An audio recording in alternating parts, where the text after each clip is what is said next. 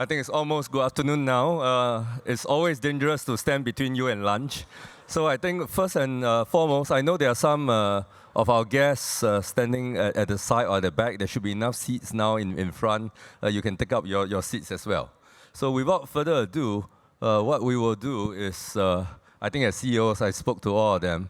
I think we should not talk among them ourselves. This is a town hall with the rest of the community here. We'll try and take more questions through the pigeonhole. But as you put up your questions, I think just one round of questions for our panelists so that they can warm up and they can share their views. I think we have the first two from companies, from MERS and from MISC.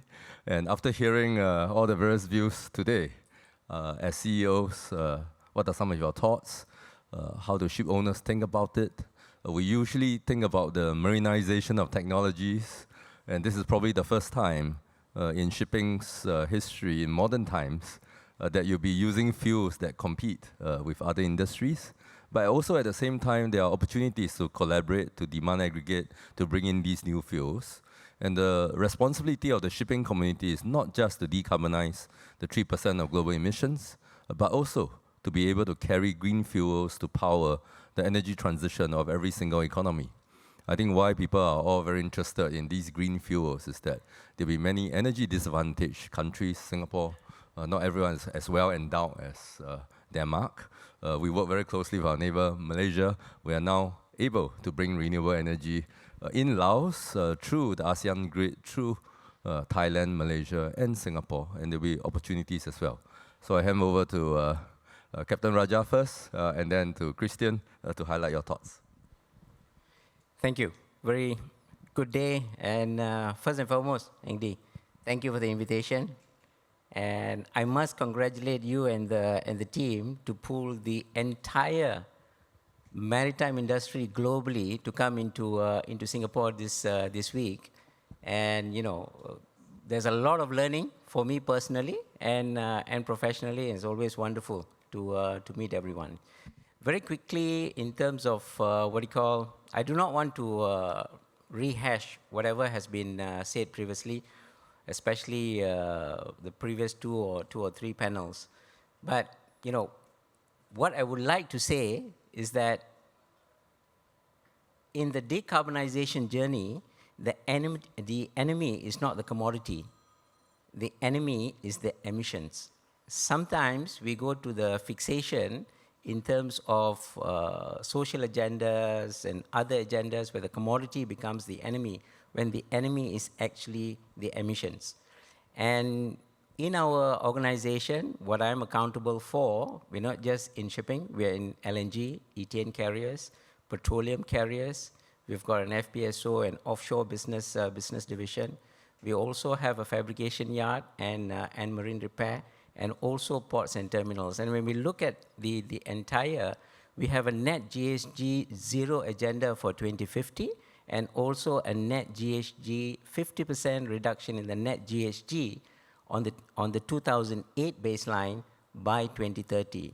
So a lot of what we are seeing, a lot of what we are doing is actually not new. And you know, if I recall, in terms of new energy sources, right? Decarbonization, LNG, for example, we started using LNG as a transition fuel as early as 2017, 2018. And there was a lot of working together with the team in MPA in terms of developing the infrastructure availability for LNG as a fuel. Then we talk about now in terms of the either zero emission fuel or the nearly zero emission fuels, be it blue or green, in ammonia, in methanol, in any other energy sources that we want to use in our decarbonization journey. The pandemic and the unfortunate 24th February of 2022 has caused serious distortion in terms of a disorderly transition globally for decarbonization. We now have an opportunity in terms of making that more orderly in a just transition. And that's what we're doing as an organization. And we would like to collaborate and partner better as an industry. Christian? Yeah, so first and foremost, I would like to say that it's pretty wonderful to be in an industry where there's actually alignment on where we're supposed to go. Many industries are still battling, they're still complaining, they're still pointing fingers towards someone else to do something. But we are actually in an industry that is ready to move forward. And we are in an industry where we have a regulatory body in IMO who can really set the scene on regulation, and the industry is screaming forward. The reason we drive down that road is the best way forward for us to solve the decarbonization challenge is to let market forces deal with it. Companies are rational. They will do the right thing if you create the structures that allow them to do the right thing. So we need to ensure that the incentives are in place. We need to ensure that we have the right regulatory framework, that we have, in that sense, a price on carbon, and that we have the transparency so that we can measure and drive the emissions. And then the market forces will move in the right direction. Now, when we talk about, so what do we do in a company like ours? The word I hear the most on all these panels is collaboration. But what does it really mean? And I would like to say what it means for us in Maersk Tankers. To us, collaboration is essentially to do three things. And it all relates to getting the scale so you can have the impact. In some situations, we as a company are the right people to drive scale and to drive the agenda. In other situations, we are the right people to participate in scale. And in some situations, we're the right people to use our voice to raise issues to a concern that there is in the industry. I think the biggest risk of collaboration is that everybody sits down and wonders, what do I get out of it?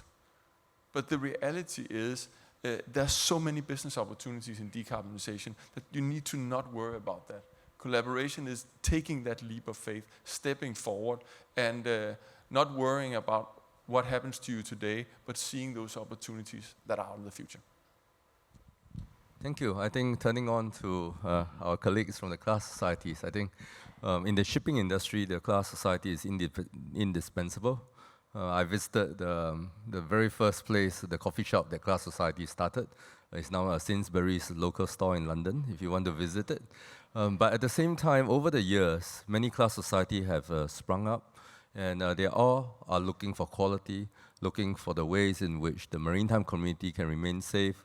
So I'd just like to ask our friends from the two key class societies here, from ABS and from DNV, both of which we have very good relations with as well, on what is that balance between competition and collaboration. You hear many discussions around collaboration. That is not too typical for class societies sometimes, but there are also many opportunities for class societies to work together with the regulators, with the shipping community, with the IMO. So Chris and Remy, any thoughts? Sure, I'll go ahead and start. I think it's safe to say that success is going to be a team sport going forward. This is a we game where, quite frankly, success is also going to be, in some ways, a shared responsibility. But all of us need to recognize that we are probably in the early innings of a decade of change. And that's pretty important, because when you look at the challenge in front of us and you look at the calculus of what we need to do to get to net zero by 2050, it's pretty daunting. In fact, getting to 2030 is, I think we can get there, but we have nothing more right now than the beginning of an outline of a solution to get to 2050. The fuel profile, to get to net zero by 2050, in general terms, you need about 70% zero carbon fuels, which means you need 10 times more renewable energy than you have today.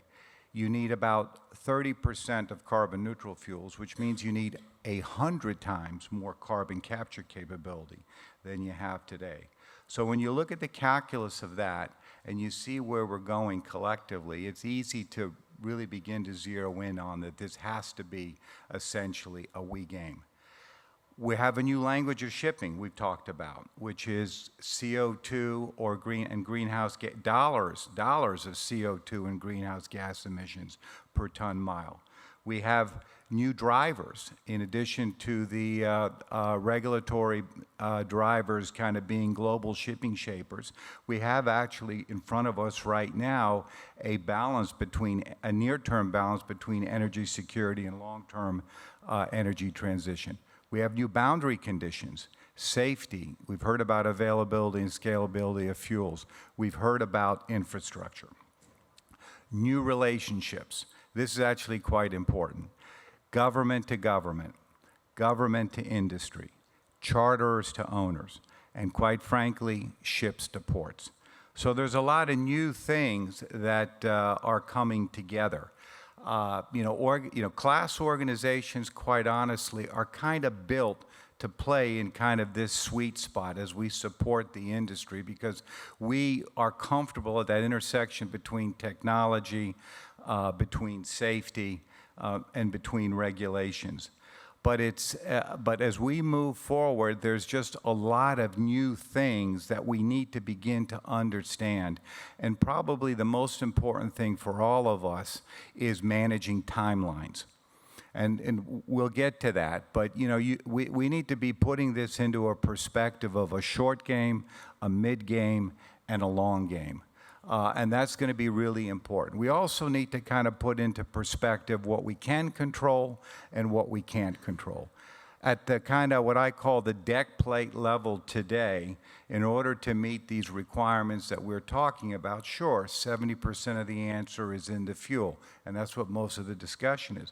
But there's 30%, quite frankly, that's low-hanging fruit that we can control right now, which is the use of data to improve performance optimization, the use of energy efficiency devices in how we manage our ships. So this is all about, at the end of the day, managing timelines so that we can kind of break this very, very big problem down into steps that we can kind of tackle very practically going forward. Remy? Yeah, I think our role is to make sure that there is a business case for the transition, and then that it's been done in a safe way. And I think there are three considerations that we need to take. Is that all end use that can be electrified needs to be electrified. Why is that? Because electrification is more efficient.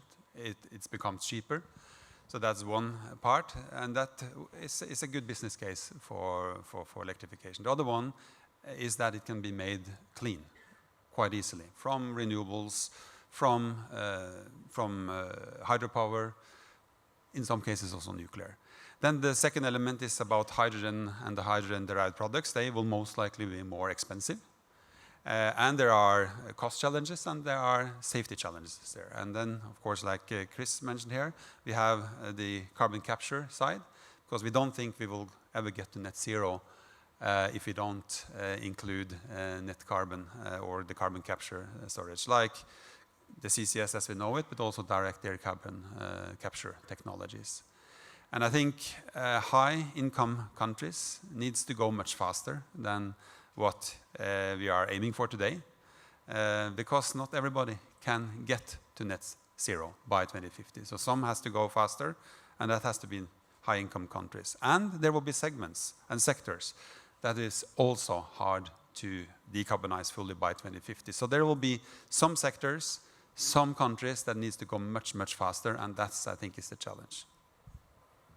I think we'll open up the floor to the pigeonhole, and if we don't have enough questions, I will take the previous questions as well from the other panel. But I think the first one here, do you agree that the CEO's main challenge is balancing between boardroom discussions to stay competitive, and some reluctance to share data, versus leading the net zero ambitions? Anyone? We're fortunate to work for a company that was established in 1904. And whenever I meet the foundation that owns us, the question is never what happened last quarter. It is always, how are you relevant in 50 years? So I'm sure that if you are stock listed, you will have quarterly pressure This is not an industry where there's a lot of stock-listed companies, so that doesn't seem to be the key issue. So of course it's a relevant conversation, and you can't throw all eggs in one basket, but I don't think it's either or. What I would particularly just like to focus on is the reluctance to share data. I'm in the tanker industry where there's more than 10,000 ships. The average ship owner owns 3.8 vessels. I'm sorry to say, each of our company's individual data is worthless unless we pool it together. It feels a little bit like each individual saying, I will not shop on Amazon because then they get my data. It's the pool data that's valuable.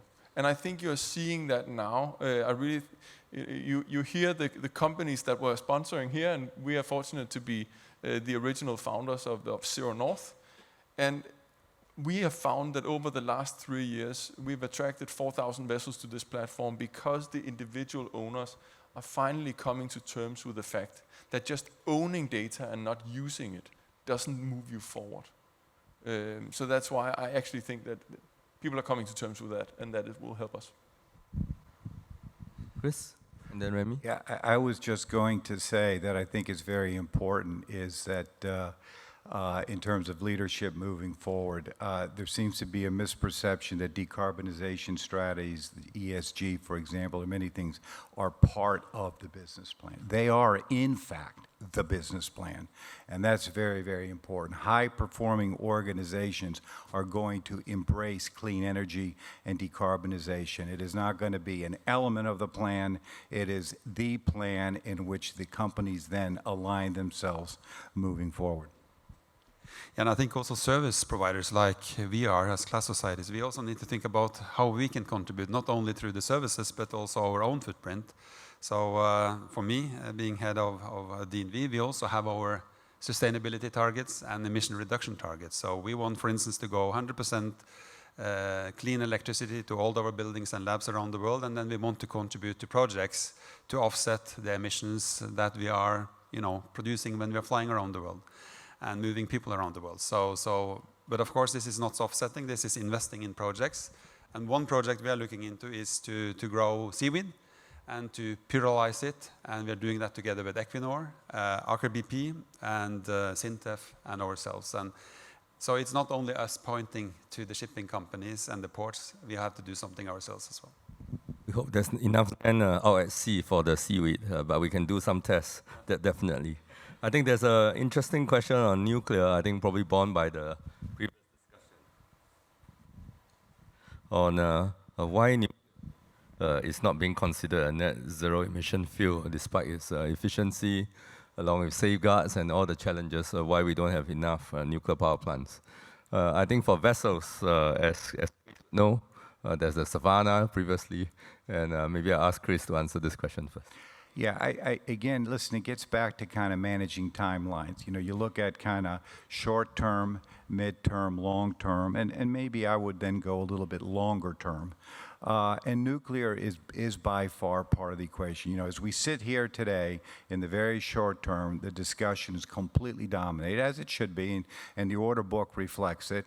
It's basically looking at biofuels as potential drop-in fuels, LNG, and methanol. As the engines come on board, you're going to be seeing, kind of as we move into the midterm, you're going to be seeing ammonia come into play. Then as you move between the midterm and the long term, you're going to see, by the way, blue hydrogen, I think, before green hydrogen, because there's not enough electrolyzers out there. You're going to need carbon capture to begin to build the bridge. Then you're going to see green hydrogen. And then, quite frankly, right there, probably close by, you will see nuclear, where there's a lot of activity. Governments are actually investing quite a lot of money looking to how to commercialize this new generation of MSR technology. Not so much on ships, but also as producers of hydrogen.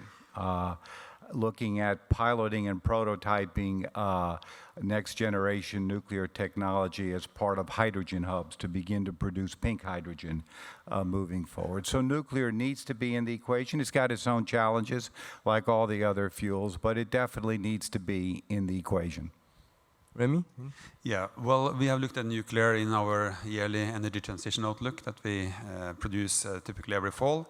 And we are also coming out now with a new report next week, Transport and Transition, where we, of course, nuclear will be a part of it, but it has a cycle time that will not help us so much before 2050, but longer term, yes. And it's as a cost challenge. MSR is promising. There could be cost down opportunities there.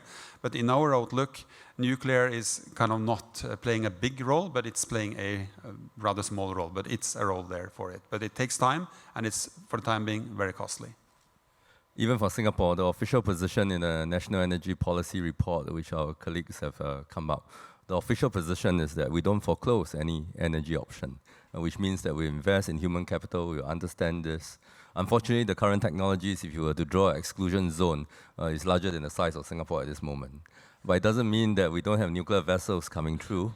The world's most capable nuclear vessels, these are the aircraft carriers, the submarines, all come by Singapore and through the Straits. We have them from time to time. We all prepare for emergency responses every time a vessel comes, and I think it's the strict safeguards that we will put in place, and we hope that these technologies may one day be true. But it could be a very good base load, and there could be other reasons than cost you want it for energy security. You know, there could be many reasons for why you want nuclear. Of course, all of us study in school, nuclear fusion is always 50 years away, but the developments in the US now have shortened.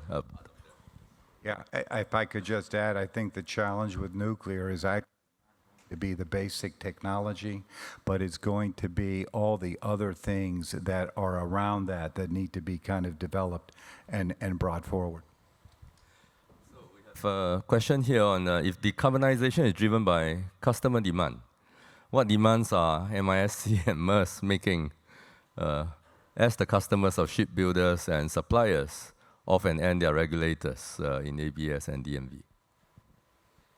Maybe since Christian went first just now, so I'll do this. Maybe a slight tweak to this, right? Is it actually customer demand or what we need to do holistically as as humankind, right? Let's take number one, right? In terms of what you call the decarbonization journey, and we say, okay, the E, the S, and the G, where the E and the S has to balance. The environmental agenda and the social agenda has to balance because one cannot exist without the other. It's as straight, simple as that, right? So when you look at that, speaker previously talked about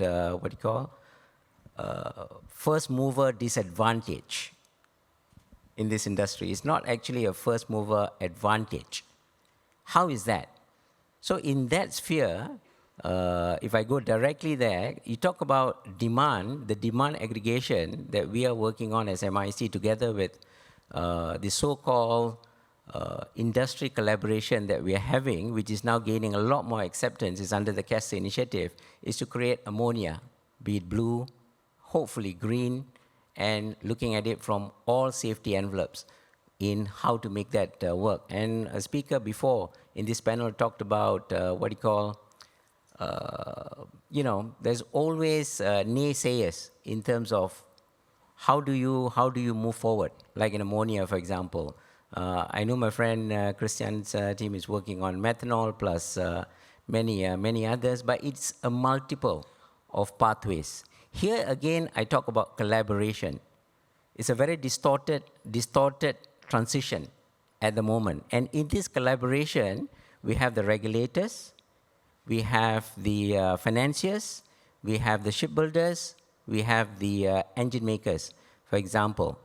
But a lot of that risk is actually being taken by the ship owners who is investing in that technology, who is investing in that CapEx, but there should be more collaboration. And I call out the financial institutions, for example, that you need to be a bigger piece of this solution rather than hiding behind Poseidon principle and other sort of principles, because we need to move forward. I started by saying the enemy is not the commodity.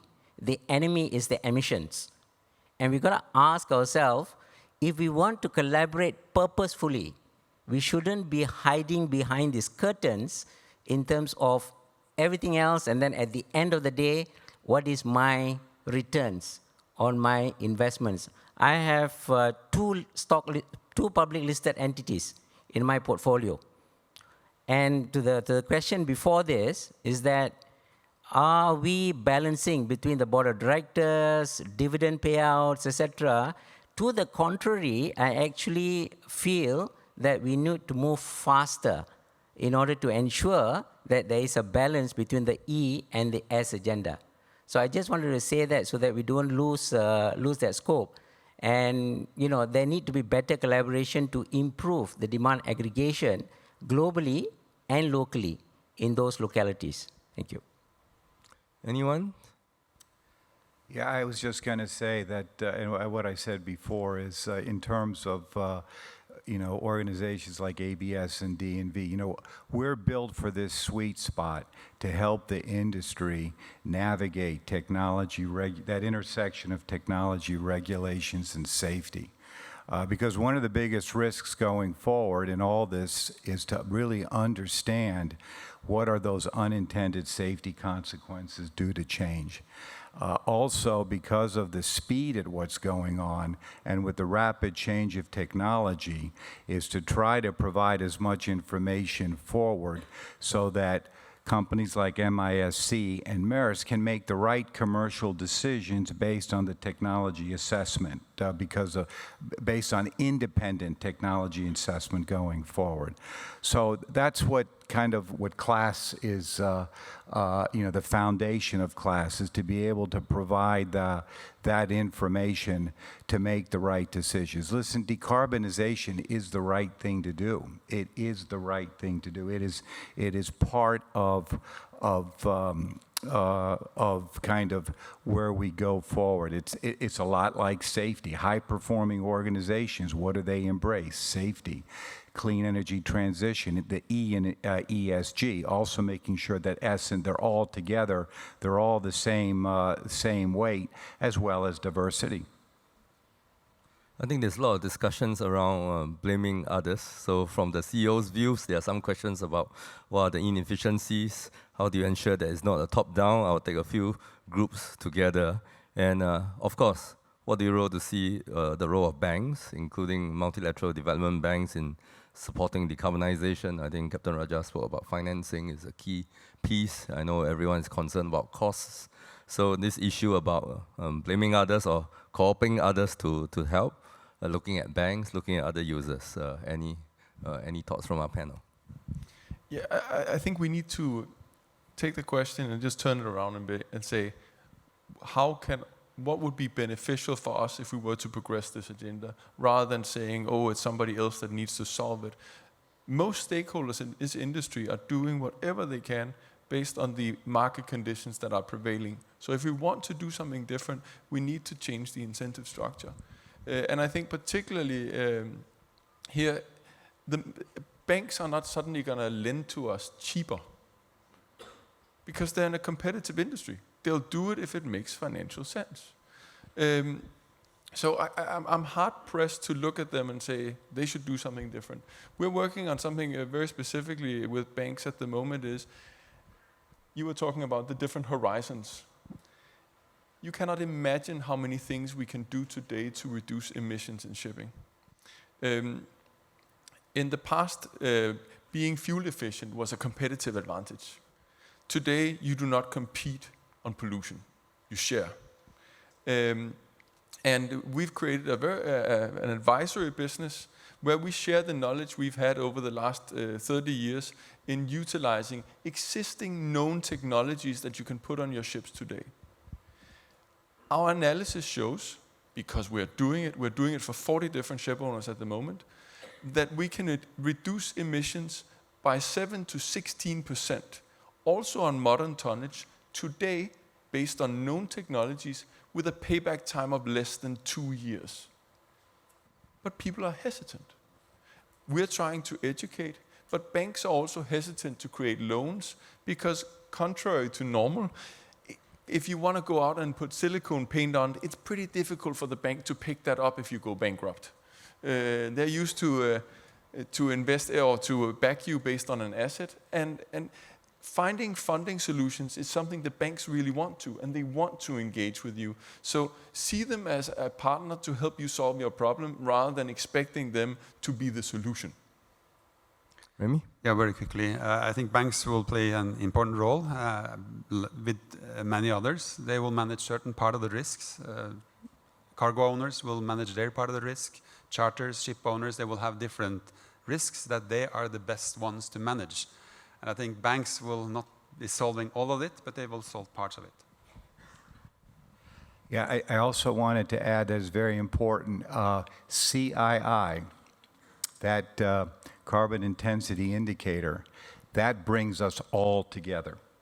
It brings us all together. It brings owners, banks, brings us all together. I think the challenge is, that, quite frankly, is we should all be working towards the same CII, because right now there is some disparity in that case. But I think we need some consistency in some of these regulatory metrics that we're using, but the regulatory metrics will bring banks, charterers, owners, it'll bring the whole industry together.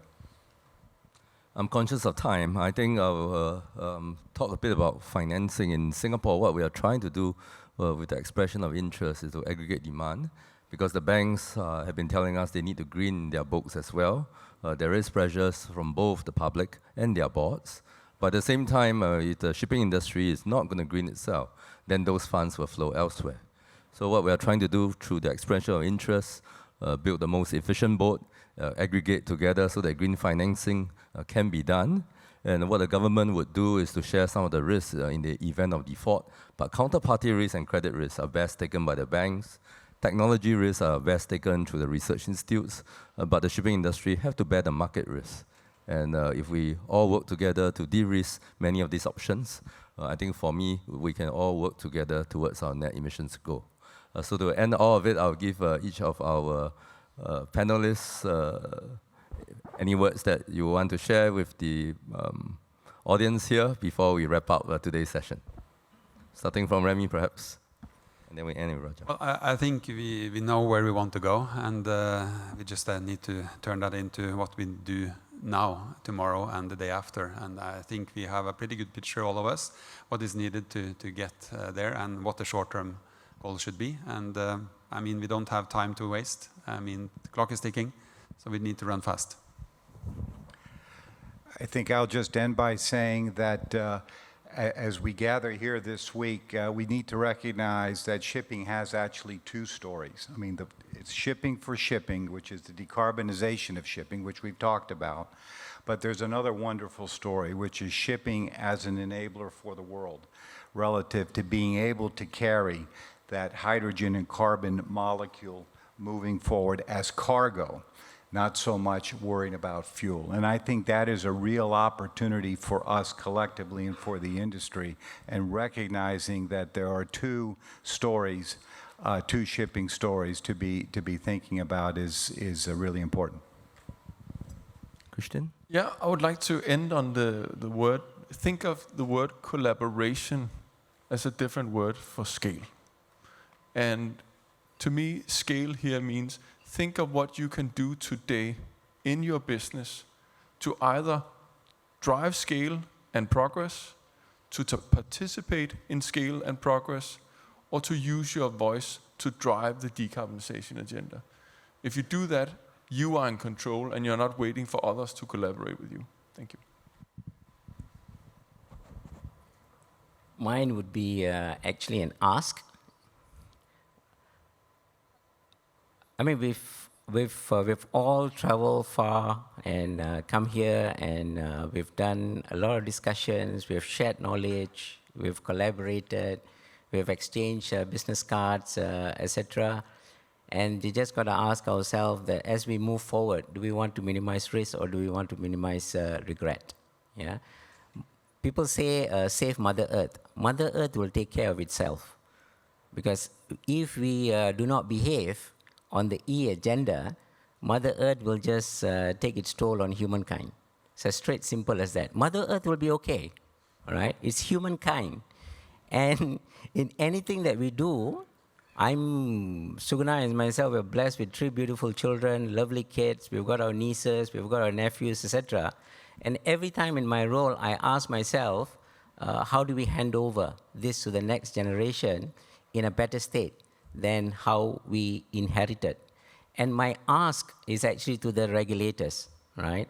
IMO has done a good job in terms of the EEXI and the CII to create a disruptor. It's not perfect. There are flaws, but it's created a disruption. And to create further disruption for the ultimate value in terms of the E agenda, bring on the carbon tax. The world will be a better level playing field where we will get away in terms of talking about first mover disadvantage, and the world will be I know IMO representatives are in here, regulators are in here, bring on the carbon tax, and the world will be in a better place. Thank you.